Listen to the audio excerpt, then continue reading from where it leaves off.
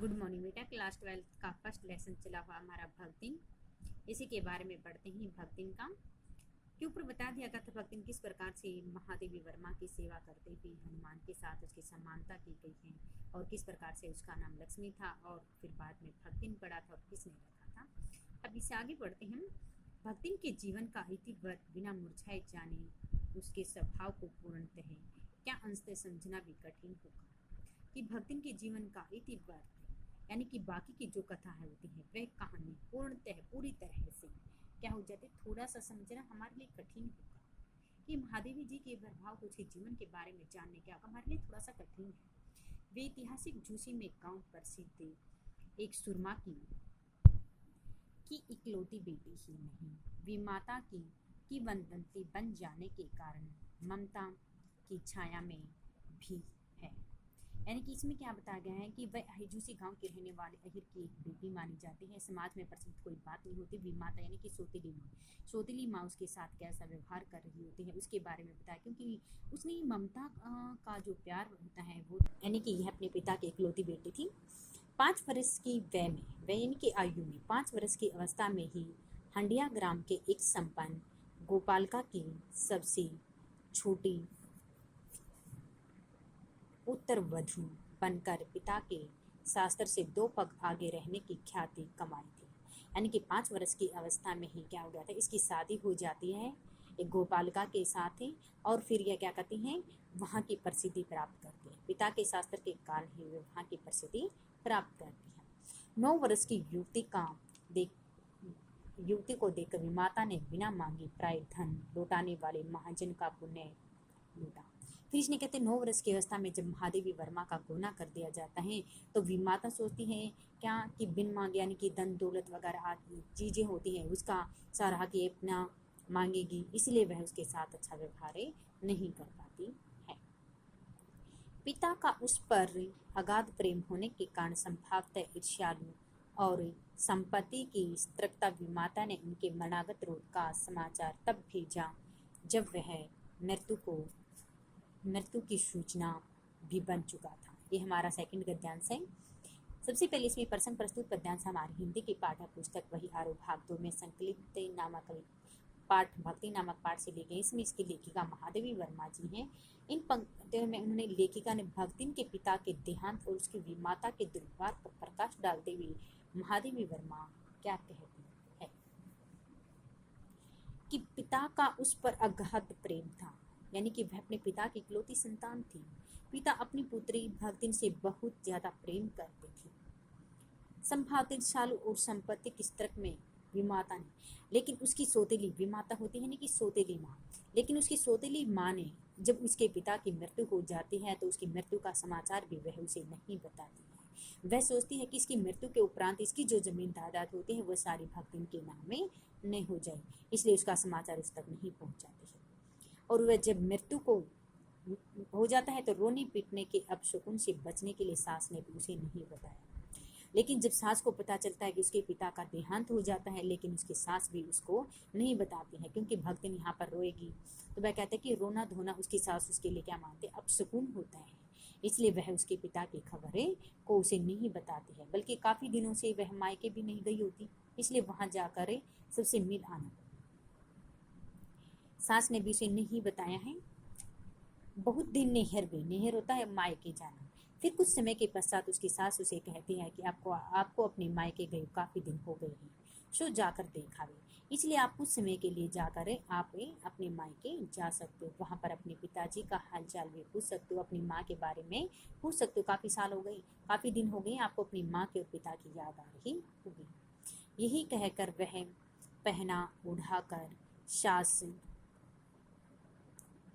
उसे विदा कर देती हैं, और यही बातें बहला फुला कर क्या करती हैं, भक्तिन की सास भक्तिन को क्या करती है, अपने ससुराल से उसके मायके भेज देती है। इसी अप्रत्याशित यानी जिसकी कोई आशा नहीं की जा सकती है अनुग्रह ने उसके पैरों में जो पंख लगा दिए थे वो पैरों में पंख लगा दिए, यानी कि अपनी मायके की बात सुन करके वह मायके को जब बढ़ने लगती है तो उसकी गति क्या हो जाती है, तेज होने लग जाती है। और वे विदा और वे सीमा में पहुंचते ही जड़ जाती हैं।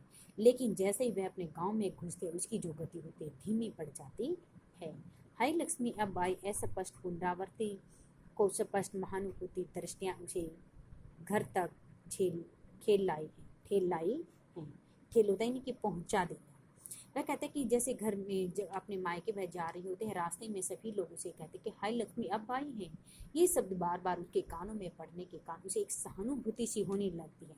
जैसे तैसे भी क्या होता है, वह अपने घर चले जाते हैं।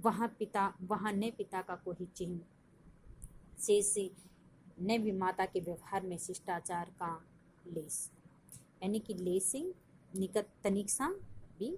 फिर वह कहते कि जब वह अपने घर पहुंचती है, जैसे जैसे घर पहुंच जाती वहाँ पर उसके पिता का कोई नामो निशान उसे दिखाई नहीं देता है। क्यों नहीं देता? क्योंकि उसके जो पिताजी होते हैं उसकी तो क्या होती है, मृत्यु हो चुकी होती है। और उसकी सौतेली माँ भला बुरा कहा, और जब वह अपनी सौतेली माँ को भला बुरा कहती है तो उसे विमाता पर आए क्रोध को शांत उसने किया, और वह दुख से शिथिल और अपमान में जलती हुई वह घर पानी भी नहीं पी। और वह क्या कहते हैं कि इससे बात का भक्तिन को बहुत ज़्यादा क्रोध हो उठता है, और वह अपने क्रोध को शांत किए बिना ही वापस वहाँ अपने घर का पानी तक भी नहीं पीते और वापस अपने ससुराल में आ जाती है। पानी पिए बिना ही उल्टे अपने ससुराल आ पहुँचती है। सास से खोखरी खोटी सुनाने लगती है, उसे सुनाकर उसे विमाता पर आया क्रोध शांत किया। फिर वह क्या करती है, उसने अपनी जो सौतेली माँ पर, माता सौतेली माँ पर जो क्रोध आया तो वो क्रोध को तो वह वहाँ पर शांत नहीं कर सकी है, लेकिन उसने अपने उसी क्रोध को अपनी सांस पर निकालती हैं। और उसके बाद में उसके पति के घर आ जाने उसके ऊपर वह कुछ भी जो चीज़ें होते हैं, पत्थर वगैरह आदि चीज़ें होते हैं, वो फेंक फेंक कर उस पर मारने लगते, गहने उतार कर पति पर फेंक रही होती है। उसने पिता के चिदमेरे विक्षोभ की ब्रह्म व्यवस्था व्यक्त की है। फेंक रही होती हैं तो विवोक की असहनीय पीड़ा को व्यक्त किया उसने। कि क्या तुम्हें तो पता था? सास ने उसे सूचित किया कि उसके पिता का देहांत हो गया है, लेकिन उसको पता था और उसके पति को भी ये पता था कि उसके पिता के देहांत हो चुका है, लेकिन उनमें से किसी ने भी उसके पिता के मृत्यु के बारे में नहीं बताएगा, इसलिए अपना सारा क्रोध वो उस पर निकालती है। ऐसे इसमें से हमारे प्रश्न बनते हैं, भक्तिन को पिता की मृत्यु का समाचार कब मिला? भक्तिन को पिता की मृत्यु का समाचार जब मिलता जब वह मृत्यु को प्राप्त हो चुका है। सास ने भक्तिन को पिता की मृत्यु का समाचार क्यों नहीं बताया? सास ने भक्तिन को पिता की मृत्यु का समाचार इसलिए नहीं बताया कि वह वहाँ पर रोएगी धोएगी और यहाँ पर समाज के सभी लोग इकट्ठे होंगे, वह सुकून नहीं मानते हैं। वह कहते कि इसको मायके के भी काफ़ी दिन हो गए, इसलिए वह उसको अपनी मृत्यु का समाचार नहीं बताती है। सास ने भक्तिन को क्या कहकर निहिर के लिए विदा किया था कि काफ़ी दिन हो गए तुम्हें अपनी मायके गई हुई, अपने घर के हुए, इसलिए तुम अपने घर जा सकती हो। भक्तिन को अपनी सास का अनुग्रह कैसा लगा? और क्यों भक्तिन को अपनी सास का अनुग्रह कैसा लगा था? अप्रत्याशित लगा, क्योंकि आज तक उसने उसके साथ ऐसा व्यवहार कभी भी नहीं किया था जो अच्छा व्यवहार वो उसने आज किया था। भक्तिन के पैरों में पंख गाँव की सीमा में पहुंचते क्यों झड़ गई थी? क्योंकि जब वह अपने ससुराल से घर की तरफ जाते तो उसके पैरों में गति सी आ जाते और वहाँ पहुँचते सभी लोग उसे पूछते कि लक्ष्मी आ गई है, लक्ष्मी ना आ गई हैं, ऐसे यानी कि समाचार उसके कानों में पड़ते हैं तो उसके पंख में उसकी जो गति होती है वह भी धीमी हो जाती है। अब जहाँ तक हमने लेसन पढ़ा है, यहाँ तक हमारे एमसी क्वेश्चन, जैसे भक्तिन पाठ किसके द्वारा रचित है? इनकी लेखिका कौन थी? महादेवी वर्मा जी। भक्तिन का कद कैसा बता था? छोटा कद का था। भक्तिन सेवक धर्म में किसकी संपदा? हनुमान की संपदा करने वाली थी। जिस प्रकार से हनुमान ने सेवा की थी राम की, इसी प्रकार से भक्तिन ने महादेवी वर्मा की थी। भक्तिन का वास्तविक नाम क्या था? लक्ष्मी था। भक्तिन कहाँ की रहने वाली थी? झूसी गांव की रहने वाली थी। भक्तिन का विवाह कितने वर्ष की आयु में हो गया था? 5 वर्ष की आयु में हो गया था, लेकिन उसका जो गोना होता है 9 वर्ष की अवस्था में हुआ था। गोना क्या होता है? यानी कि शादी के बाद जब उसकी रस्म जो की जाती है उसे गोना कहा जाता है। ये यहाँ तक हमारे एमसी क्वेश्चन भी हो चुके हैं। ये गद्यांशों के प्रश्न और बड़े, और ये MCQ question right plus learn.